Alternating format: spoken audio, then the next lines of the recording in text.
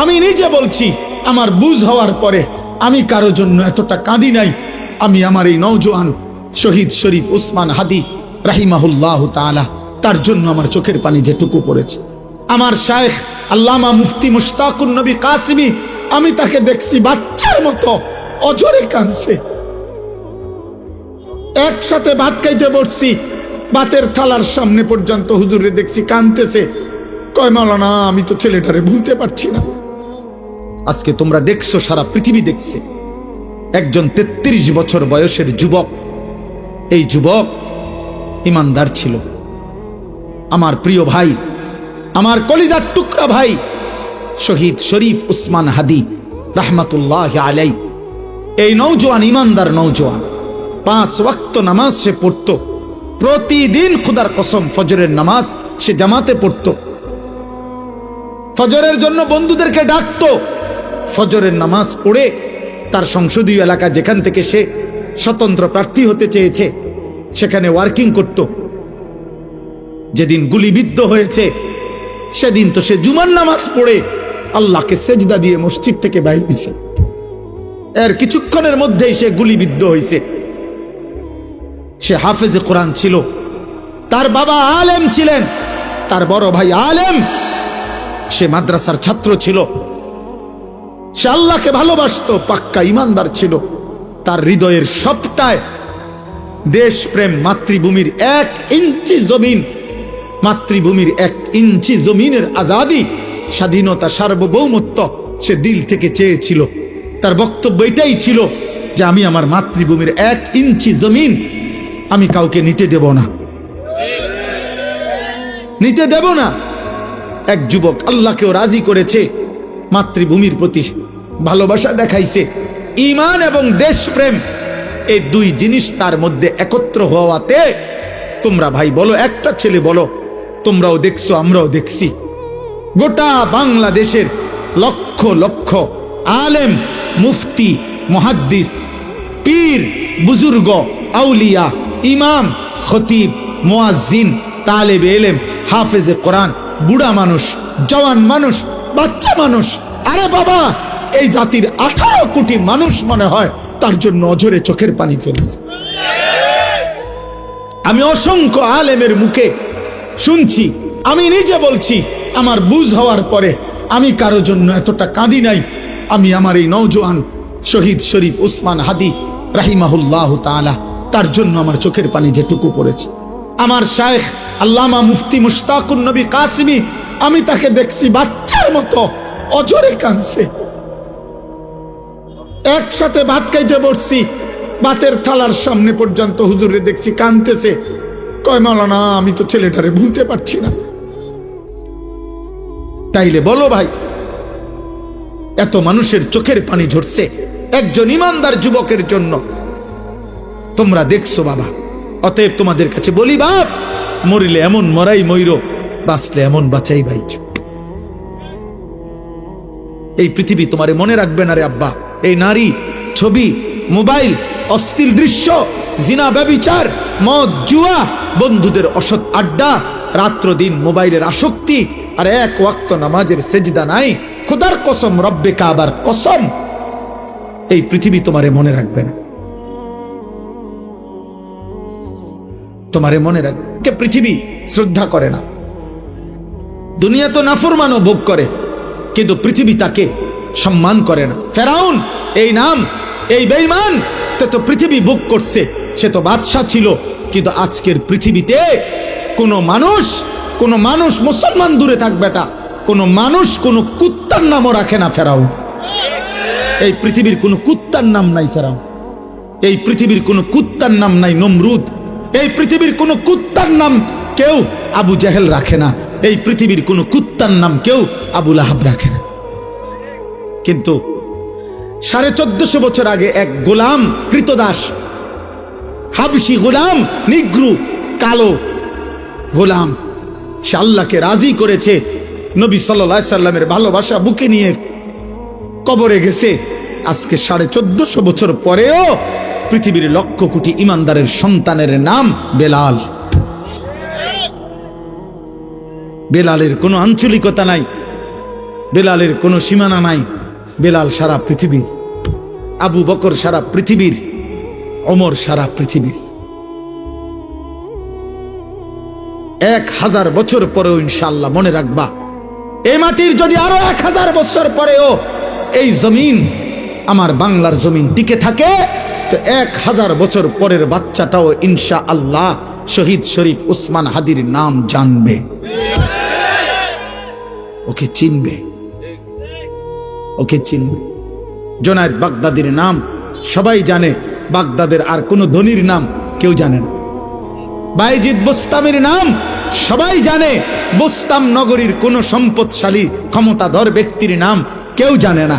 আব্দুল কাদের জিলানী রাহমাতুল্লাহ আলাইহির নাম সবাই জানে, কিন্তু ওনার ওই বাগদাদের, ইরাকের ওই সময়কার কোন ধনাঢ্য ক্ষমতাধর কোন ব্যক্তির নাম পৃথিবী জানে না। রাবেয়া বসরির নাম সবাই জানে, কিন্তু ওই জামানার কোন সুন্দরী রূপসী নর্তকীর নাম পৃথিবী জানে না। বেঈমানের নাম থাকে না, নাফরমানের নাম থাকে না, ইমানদারের নাম কলিজায় কলিজায় বসে যায়, ইমানদারের নাম আরশে আজিমে লেখা হয়ে যায়। ফেরো, তুমি ফেরো, আল্লাহর দিকে ফেরো, আল্লাহর দিকে ফেরো। আমি বড় আশাবাদী, একটা একটা নওজওয়ান ফিরবে। আগামী দিনের স্বপ্ন দেখি আমরাও থাকবো না। এই আমগরও অনেকে বলে এই হবে সেই হবে, সতর্ক থাকেন, সাবধানে থাকেন। আরে গুলি করবে, এই তো খুন করে ফেলবে, গুম করে ফেলবে, এই পৃথিবীর থেকে হত্যা করে ফেলবে। আমি তো স্পষ্ট বলছি, যাই করো বেঈমান, যাই করো, যেই কোনো আলেম, যেই কোনো ইমানদার, যেই কোনো সাহসী বাংলার স্বাধীনতাকামী আধিপত্যবাদ বিরোধী বাংলার যেই কোনো ইমানদার যুবককে যাই করো, গুলি করো, খুন করো, শহীদ করো, হত্যা করো, গুম করো, হারিয়ে ফেলো, আর কোনো আলেমকে যাই করো, শেষ পর্যন্ত তাকে তো তুমি আল্লাহর কাছেই ফেরত পাঠাইবা। আর ওই মালিক ইনসাফ করবেন, ইনসাফ করবেন, তিনি জুলুম করবে না।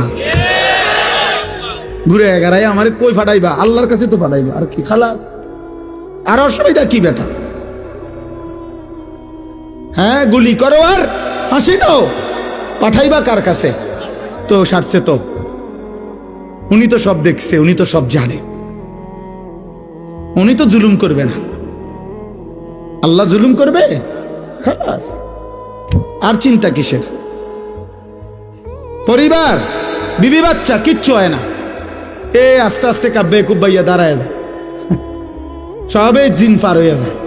কত এতিম বাচ্চা, কত বিধবা নারী এই পৃথিবীতে শেষ পর্যন্ত আল্লাহর দয়ায় এই টিকে গেছে। এতিম মানুষ পৃথিবীতে বাঁচে না, এতিম মানুষ গদ্দুয়ার করে না, এতিম মানুষ বিয়া করে না, তো তো কি হইছে? কি হইছে? শহীদ শরীফ উসমান হাদির ছেলে 8 বছরের মাসুম বাচ্চা মরবে না। আল্লাহ চাহে তো আমরা দোয়া করছি সে যেন আগামী দিনে মাহাদির সৈনিক হইতে পারে, তার হাতে আজাদির ইতিহাস যেন রচিত হয়। এজন্য তোমরা কিশোর, তোমরা যুবক, তোমরা শপথ নাও, শপথ নাও, একটা গুলি জানো, একটা গুলি, একটা বুলেট তোমাদের লক্ষ কোটি যুবকের ঈমান যেন দুর্বল না করে। তোমরা মাটির আজাদি, মাতৃভূমির আজাদি বলে দাও আধিপত্যবাদের দোসরদেরকে, তোদের সংখ্যা বেঈমান বেশি হইতে পারে, কিন্তু আমার মাটিতে ঈমান বেশি।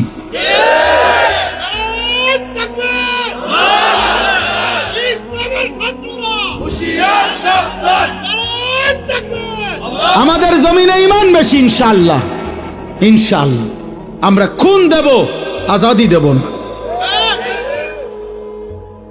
1 ইঞ্চি মাতৃভূমির জমিন কেউ নিতে পারবে না, ইনশাআল্লাহ। যে পরিমাণ যুবক দরকার রবের ইশারায় তুমি জানবাও না, ইমানদার যুবক ঠিকই আছে, ছিল, থাকবো ইনশাআল্লাহ। এমন অনেক ছেলে আছো, শোনো মিয়া, আমার কথা শোনো। নবী তো সেদিন আবু বকরকেও দাওয়াত দিছে, আবু জেহেলকেও দাওয়াত দিছে, ওমরকেও দাওয়াত দিছে, আবু লাহাবকেও দাওয়াত দিছে, দিছে না? কথা বলেন না তো? আল্লাহর পাক যেন বন্ধুকে বলছে, বন্ধু দাওয়াত আমনে সবাইরে দেন, লোক নিমু আমি। লোক নেব কে? আমি লোক নেমু।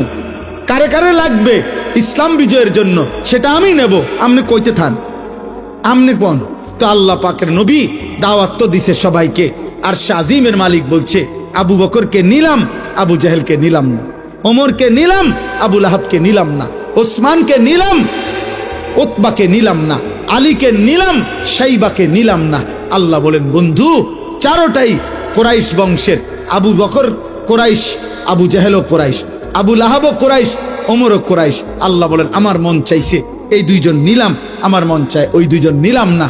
এজন্য ইমানের বিজয় হবে, মাহাদি আসবে, কালেমার বিজয় হবে, দাজ্জালের পতন হবে, ইহুদিদের পতন হবে, ইসলামের পতাকা উড়বে, পৃথিবীময় ইসলামের খেলাফত প্রতিষ্ঠিত হবে। খোদার কসম, এ তোমার নবীর কথা, এ আমার নবীর কথা, এ কায়নাতের নবীর কথা, এ রাহমাতুল্লিল আলামিনের কথা। তিনি বলছেন যদি ইসরাফিল ফু দিতে আর একদিনও বাকি থাকে তবুও উম্মত মনে রাখো আমি রসুল বলে গেলাম, মাহাদি আসবে, দাজ্জাল প্রকাশ পাবে, মাহাদি তাকে হত্যা করবে, আর কালেমার পতাকা পৃথিবীময় উড়বে। আমার নবী সাল্লাল্লাহু আলাইহি সাল্লামের কথা মিথ্যা হবে? সত্য হবে? হবেই হবে ইনশাআল্লাহ। হয়তো তুমি কামে লাগলা না, ইসলামের বিজয় হবে যেদিন, হয়তো তুমি সেদিনও বেড়ি চাও, তুমি নর্তকী দেখবারি, তোমার মতো আকামলারে নিল না, আরে তোমার মতো চরিত্রহীন রে নিল না আর কি, তোমার মতো নারী লুভিরে নিল না আর কি, তোমার মতো নেশাখোর জুয়াখোর রে নিল না আর কি। তো কি সে আবু জাহেল ছাড়া ইসলাম বিজয় হয় নাই, আবু লাহাব ছাড়া ইসলাম বিজয় হয় নাই, তো তো তোমার ছাড়া হইতো না, আমার ছাড়া হবে না? হবে ইনশাআল্লাহ, হবে ইনশাআল্লাহ। এজন্য বাপ এটা বুঝতে শিখো। আল্লাহ বলছেন আহাসিবান নাসু আন ইউতরাকু আন ইয়াকুলু আমান্না ওয়া হুম লা ইফতানুন। আল্লাহ বলে বান্দা তুমি শুধু মুখে বলবা আমি মুসলমান, আমি মুমিন, আর আমি তোমাকে কোনো পরীক্ষা না নিয়ে এমনিতেই ছেড়ে দেব, জান্নাত দিয়ে দেব, হবে না, হবে না, দেব না। ওয়ালাকাদ ফাতান্নাল্লাযীনা মিন ক্বাবলিহিম, আল্লাহ বলে সকল যুগে যারাই নিজেকে মুমিন বলেছে আমি তাদের পরীক্ষা নিয়েছি। ফালা ইয়ালামান্নাল্লাহুল্লাযীনা সাদাকু ওয়ালা ইয়ালামান্নাল কাযিবিন, আমি পরীক্ষা নিয়েই জেনে নিয়েছি ইমানের দাবিতে সত্যবাদী কে, মিথ্যাবাদী কে। অতএব আমরা যারা এখানে আছি আমরা নিজেকে মুসলমান বলি তো, বলে না ভাই? অতএব খোদার কসম জওয়ান বুড়া, নারী পুরুষ, ছোট বড়, আলেম পাবলিক, হুজুর মুসল্লি সবাই পরীক্ষা দিতে হবে। কার কাছে? কি দিতে হবে? এই পরীক্ষা কি? পরীক্ষা হলো এই তামাম জিন্দিগির আমল, এটাই পরীক্ষা। প্রতিটা নামাজের ওয়াক্ত পরীক্ষা। আল্লাহ দেখতে চায় সেজদা দেও না নাফরমানি করো। প্রতি বছর পরীক্ষা, যাকাত দিচ্ছ না দিচ্ছ না। প্রতি রমজান পরীক্ষা, রোজা রাখছো না রাখছো না। প্রতিবার সম্পদ হলে আমি আল্লাহ দিছি তো আমি দেখছি, হজ করছো না করছো না। নারীর সামনে মোবাইলে হোক আর রাস্তায় হোক পরীক্ষা, তাকায় আসো না চোখ নামাইছো। টাকা সামনে পরীক্ষা, হালাল টাকা না হারাম টাকা। খাবার সামনে পরীক্ষা, হালাল খাবার না হারাম খাবার। মানে আমার প্রতিটা আদেশ, প্রতিটা নিষেধ, আমার রসুলের প্রতিটা সুন্নাত, এটাই পরীক্ষা। পরীক্ষা কোনটা তাইলে? এই জীবনভর ঈমান আমলের পরীক্ষা। আল্লাহ বলেন তুমি পরীক্ষা দিতে হবে, পরীক্ষার মাধ্যমে আমি আল্লাহ জেনে নেব। পরীক্ষা চলবে মৃত্যু পর্যন্ত। কোন পর্যন্ত? এজন্য তাফসীরের মধ্যে আছে দুনিয়াকে বলা হয় দারুল ইমতিহান, পরীক্ষার ঘর। আখিরাতকে বলা হয় দারুল জাযা, ফলাফলের ঘর। দুনিয়াকে বলা হয় দারুল আমাল, আমলের ঘর। আখিরাতকে বলা হয় দারুল হিসাব, হিসাবের ঘর। আমল এখানে, হিসাব সেখানে, পরীক্ষা এখানে, ফলাফল সেখানে, ফলাফল সেখানে। এজন্য পরীক্ষা দিতে হবে আব্বা, পরীক্ষা দিতে হবে, পরীক্ষা দিতে হবে। নবী সাল্লাল্লাহু আলাইহি সাল্লামের একটা একটা সুন্নাত মানতে হবে। আমরা এই জন্যই বলি, আমি ব্যক্তিগতভাবে কোনোদিন এই দ্বন্দ্বে বিশ্বাসী না। ওই ধাক্কা ধাক্কি ঠেলা ঠেলি, তার লগে তোর লগে আপনি কথায় কথা বহস করে এলাম, আয় বেড়া উড়াইলাম, বেড়া কেডা আস না, উড়ানের দরকার আপনি জায়গার থাকেন। কীর্তন উড়াইতাম আমি হুদা কামে, আমি এই পদ্মারিত নাই। আমার জীবনে কোনোদিন আমি বাংলাদেশের কোনো বক্তা, আলহামদুলিল্লাহ আমার স্যার, আমি ওইখান থেকে রওনা, আমার ওইখানে পৌঁছতে দেরি হয়েছে জ্যামের কারণে, এই জন্য আমার এখানে আসতে দেরি হয়েছে। তো আমি মনে মনে নিয়ত করছিলাম, ভাবতেছিলাম যে আমার আব্দুল বারী মাস্টার সাহেবরে আমি জানি গিয়া দেখিনি, কারণ এত রাত হয়ে গেছে, স্যারে জানি অসুস্থ শরীর দুর্বলতার কারণে চলে গিয়ে যায়। আইসা দেখছি ভাল লাগছে। তা উনি জানে ব্যক্তিগতভাবে আমার অনেক কথা আমি ওনার সাথে কত সময় আগে বলছি, এখন আমি সময় পাই। আমার 21 বছরের ওয়াজের জীবনে ওই ছোট্ট যখন ছিল এই কামরুল পিচ্ছি, আমি তখনই ও আমার খেদমত করছে এই মাদ্রাসার